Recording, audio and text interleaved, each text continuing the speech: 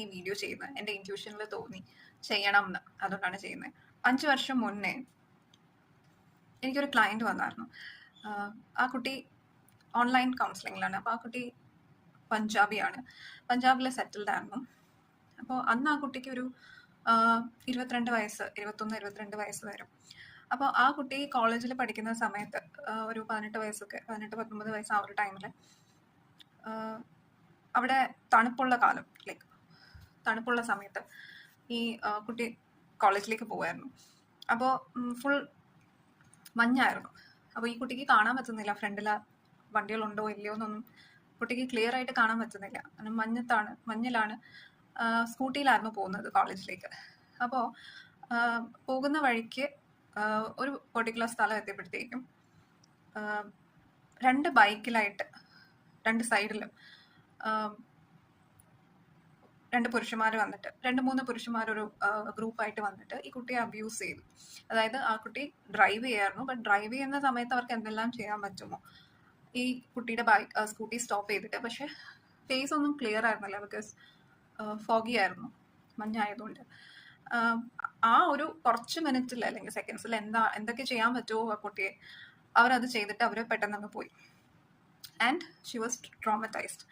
So ഈ കുട്ടി അതിനുശേഷം വീട്ടിൽ നിന്ന് വെളിയിൽ ഇറങ്ങിയിട്ടേ ഇല്ല. ആ കുട്ടി തിരിച്ച് വീട്ടിൽ പോയി. അതിനുശേഷം എന്ന് പറഞ്ഞാൽ ആ ദിവസത്തെ കാര്യമല്ല പറയുന്നത്. എന്നെ കൗൺസിലിങ്ങിന് കോണ്ടാക്ട് ചെയ്യുന്ന അത്രയും വർഷവും, ഐ തിങ്ക് 2-3 ഇയേഴ്സ് ആയിട്ടുണ്ടാവും ആ ഒരു ഇൻസിഡന്റ് കഴിഞ്ഞിട്ട്. അപ്പോൾ ആ 3 ഇയേഴ്സിലും ആ കുട്ടി വീട്ടിൽ നിന്ന് വെളിയിൽ ഇറങ്ങിയിട്ടേ ഇല്ല. പഠിത്തം ഡിസ്കണ്ടിന്യൂ ചെയ്തു. ആൻഡ് വീട്ടിൽ തന്നെയാണ് എപ്പോഴും. ഈ വീഡിയോന്റെ ഒരു ലൈക്ക് ടോപ്പിക് എന്തിനെ കുറിച്ചാണെന്ന് മനസ്സിലായി കാണും. ഈ കുട്ടി ആ സമയം വരെ, ലൈക്ക് ആ ഒരു ദിവസം വരെ എന്തായിരുന്നു അതിന്റെ പേഴ്സണാലിറ്റി, അതിന്റെ ക്യാരക്ടർ, അത് കംപ്ലീറ്റ്ലി ചേഞ്ച്ഡ് ആയി. അത് പിന്നെ അതിന് ഭയങ്കര ആങ്സൈറ്റിയാണ്, പേടിയാണ്, വീട്ടിൽ നിന്ന് വെളിയിൽ ഇറങ്ങത്തേ ഇല്ല ഒരു കാര്യത്തിനും. ഈവൻ ഒരു അടുത്ത കടയിൽ പോയി ഒരു സാധനം വാങ്ങണം എന്നുണ്ടെങ്കിൽ കൂടിയും അത് പോകത്തില്ല.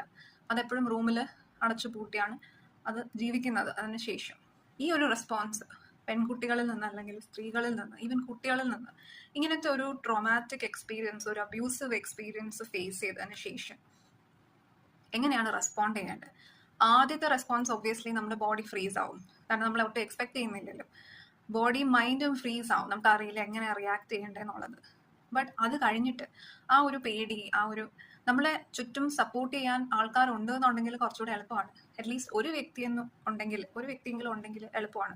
ബട്ട് ചിലർക്ക് ആ ഒരു വ്യക്തി പോലും കാണില്ല, അല്ലെ? നമ്മുടെ സൊസൈറ്റിയിൽ മിക്കവാറും ആൾക്കാർ ചിലർ ഇത് ഷെയർ ചെയ്യത്തില്ല, ആരോടും ഷെയർ ചെയ്യത്തില്ല. ഇനിയിപ്പോൾ ഷെയർ ചെയ്താൽ തന്നെയും അത് മറന്നേക്ക്,